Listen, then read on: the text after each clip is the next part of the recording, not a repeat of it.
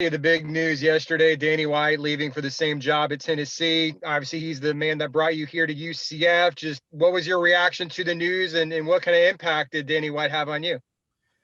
Well, I'll start with I'm here because of Danny White. He gave me an amazing opportunity. I'll always be thankful for that.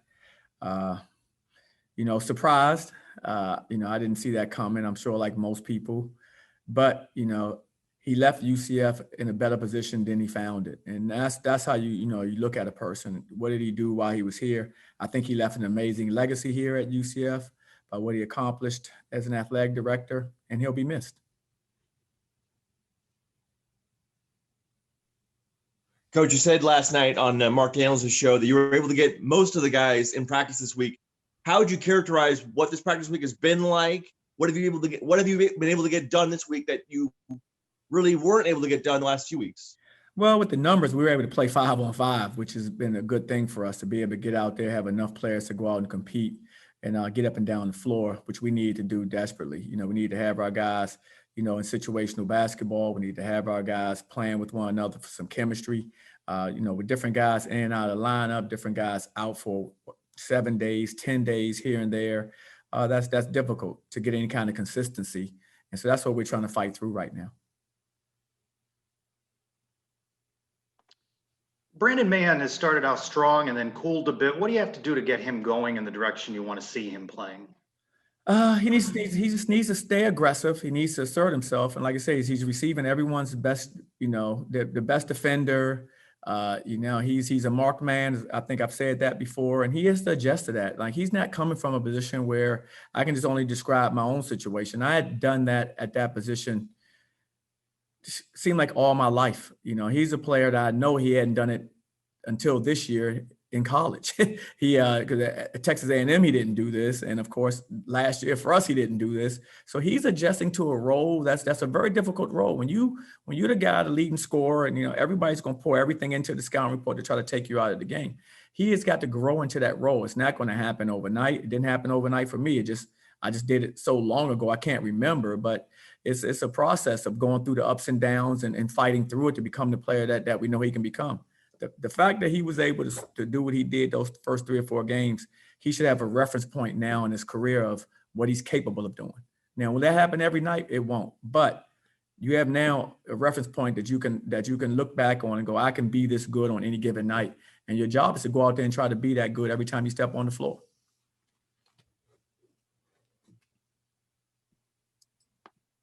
Johnny, I know he's just a freshman, but Isaiah Adams, what has he brought you guys as both a player and as a person?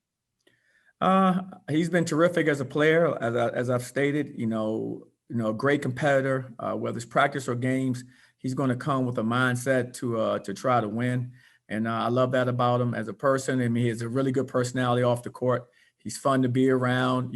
He's going to be eventually a leader here. He has all the qualities of a leader. He's willing to speak up and say what needs to be said, even as a freshman. I'm just really, really proud of and pleased with his growth. Coach, what is the status of Darius Perry? And if he has been cleared, when was he cleared? Has he been able to go through practice, and will he be available tomorrow? Yeah, he will be available. He just got cleared, I think I want to say maybe yesterday. He just got cleared, so he'll be able to come out and compete, and that's good for us. Just gives us another perimeter player. Helps our depth and brings more experience to the court for us as well.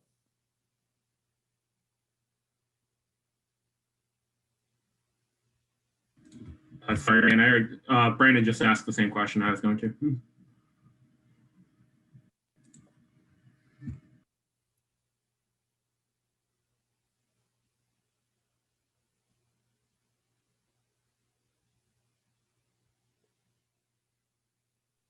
Sorry there. Coach, looking forward to SMU, Kendrick Davis obviously is the guy you need to focus on most, but he's both a proficient scorer and a really good facilitator, obviously. Which of those two aspects of his game is more dangerous, and which do you need to really focus on more? That's a tough question. I think he's terrific. I think he's one of the better point guards in the nation. You can't average 19 plus points a game and 7+ assists a game and not be one of the best players in the country. And so I think he does a great job of making his teammates better. He finds them. And the thing that I admire most about him, he just always just takes what the defense gives him. And he's never forcing anything. If you give him a three, he's going to take it and make it probably. If you give him a mid-range shot, the same thing. If he gets all the way to the basket, he can finish. You take any of those things away, he'll make the right pass. He's a terrific young player. You know, I've really enjoyed watching his growth over the last few years. And like I said, I don't know. I think he's equally as dangerous, making guys on his team better, as well as, you know, himself scoring. He's probably responsible for close to, if you count threes, he's probably responsible for probably 40 points a game on their team. That's probably, you know, over 50% of their scoring, you know, he's directly, you know, involved with. I can't think of too many players in the nation that can say that.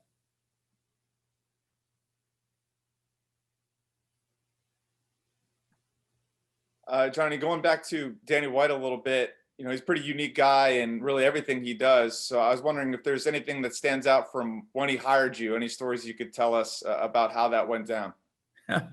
I don't really have any stories about that. The thing I'll say about him is, you know, he's an amazing competitor, you know, and you love that, you know, at that position. And he has an amazing amount of belief in where he is. And with us, he was here with UCF, and he had an amazing amount of belief where his vision for this program was a special vision. And that vision is not going to change, out of, respect for him and everyone that was here. That vision is not changing of having a top 25 athletic program. And that's what we're going to strive for every day. He's going to lead, but and just remembering him and the standard he set for this athletic program, I don't think any one of the coaches or anyone that's involved with these programs are changing anything other than trying to make sure we maximize what we can do here at UCF. Coach, now that the season's gotten into it a little bit, I know it's been a different year with COVID, and obviously Colin Smith would have been one of your big leaders going in. So as far as leadership goes, I know you mentioned Isaiah earlier as maybe a future leader, but on this team this year, who's kind of stepped up in that role here? The guys have stepped up in the role for us this year. Darius, when he's able to be out there, has been really good for us, but it's been so difficult for him to be on the floor, but he's a natural leader. Darren, is a guy that I think as he becomes more vocal, he'll just get better and better in the role. Right now, he more or less leads by example. His work ethic, he has a professional approach, but he needs to become more vocal. And as he does that, he's going to be very good for us as well. Sean Mobley's shown us what he can do passing the ball. How do you get him more involved as a facilitator in moving your offense? Well, we put him in a position where he touches the ball quite a bit, and that's by design for him to be able to facilitate and make plays for his teammates and for himself, to be quite frank. He just needs to continue to assert himself when he's in that role, get comfortable with it. I mean, you're talking about the guy who sat out all last year. I mean, these guys sat out all last year, didn't have a summer, didn't have a fall, and you've played 8 games with a lot of interruptions in between. It's pretty difficult for these guys. I think he's going to continue to get better and more comfortable with time, as well a lot of our players. A lot of these players, I think this is a year where you'll see, a lot of experienced teams you see having a lot of success because they're older. Those guys have already gone through all these things. When you have a younger team and a team with some, a lot of inexperience, and you don't get a summer and fall, I think it becomes a little more difficult for guys, right now, this early in the season to make the adjustment, because it's really still quite early for us with 8 games. We wouldn't even be out of preseason right now. We've played 4 or 5 conference games. So, it's that's where he is. I think he's only going to get better with time, just like a lot of our players will.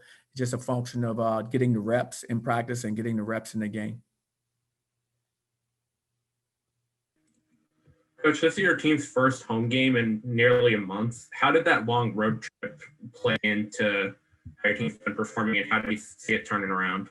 It was a challenge for us to go out on the road, and like you said, we haven't been home in a month, it feels like, and it's good to get back home, but I think the road was also something that we'll grow from. I look at everything as opportunity, and it was an opportunity for us. We had Houston twice, which was great opportunities for us there, on the road at our rival, on the road at Temple. So, these games are great for our team, like to have come out on the winning, side of them. but they're going to be great for our overall growth and development. A lot of guys gain some valuable experience in those games, in those environments.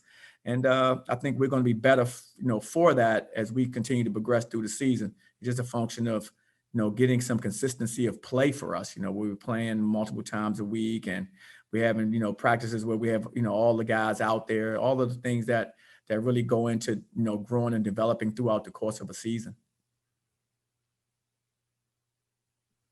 Coach, one quick other question about Brandon Mahan as well. During these offensive struggles, have you seen his self-confidence wane or waver at all? I really haven't seen that. It's just we're just trying to, he's still, he's taking his shots, and when they're available and he's making his plays, those things are there for him. It's just a function of him learning that, he was averaging, I think, through the first 3 or 4 games, 24, 25 points a game.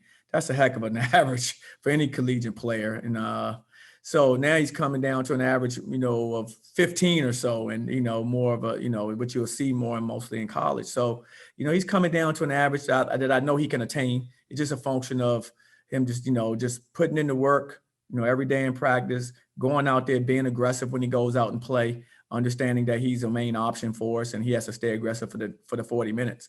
And I think when he figures that out, then he's going to continue to be terrific, because he's already shown what he can do through a short body of work early in the season, what he's capable of. It's just a function of, getting him, playing that way, on a more consistent basis. Okay, great. Thanks, Coach. We'll wrap it up there, and we'll see everybody after the game on Saturday. Thanks, Coach. You're welcome, guys. Take care.